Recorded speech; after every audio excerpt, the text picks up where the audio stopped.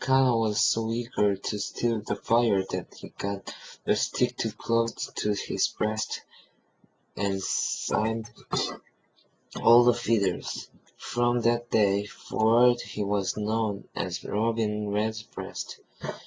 Takana was very frightened at having been burned. As he flew with the stick, he accidentally set fire to the dry grass. Soon all the grass and bushes were burning, and the fire spread quickly. The fire roared like ocean waves as it spread out over the landscape. Birds and other animals raced just ahead of the flames, trying to find any place to be safe, but the fire just kept growing. Takana was well ahead of the flames and didn't realize what he had done. Behind him, the bush was reduced to a black carpet of ashes. When Mar realized what had happened, he began to chase Takana. He quickly realized that fire had been set free and that he would no longer be able to control it. He was very angry about his power being taken away from him. If he was no longer the only one to possess fire, he would be just another common kokatu, and not someone important. He decided that he would kill Takana when he found him as punishment for stealing the fire.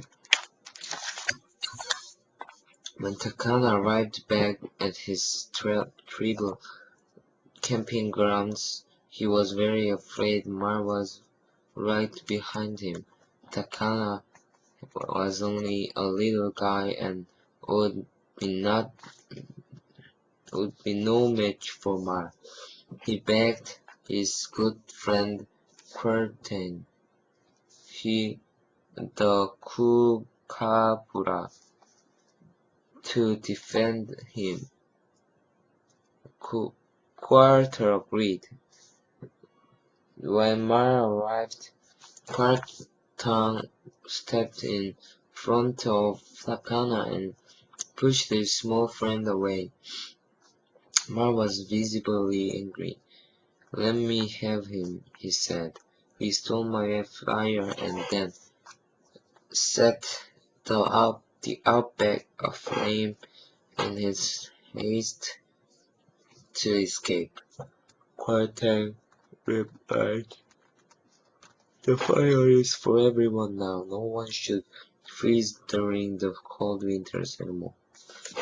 Mar was still eager, enraged. "If you stand in my way, then I will kill you too." Quartan wasn't very fond of the idea of dying, but he had promised to defend Takana as best he could. Mar looked at him, and the two fought for several minutes. Mar was much bigger and stronger than Quartan and easily defeated him. Quartan retreated to the trees to save his own life. But Mar had had enough fighting. He was very sad and depressed.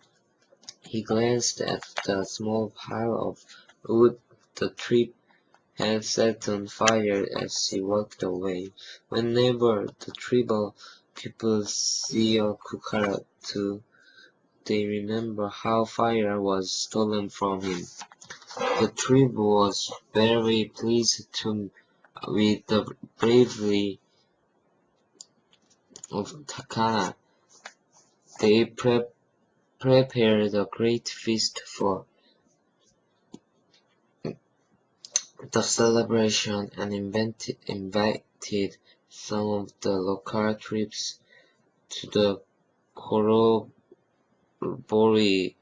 With fire they could dance late into the night and sing until the dawn.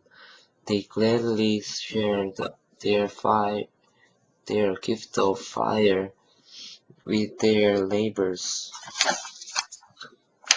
Takana was the center of the attention, but he was shy and missed his friend Proton, who would not come out of the trees because he felt ashamed of losing the fight. Takana told him it was alright, that he still loved his friend, but Kwartang still refused to leave the trees, and he has never left the trees since that day. Whenever tribal people see a Lobin redbreast, they remember his heroic feat, which is recorded forever in the red burn on his breast.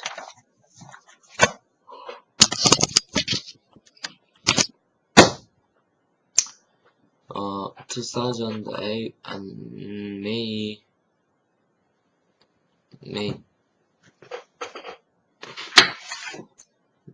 8th.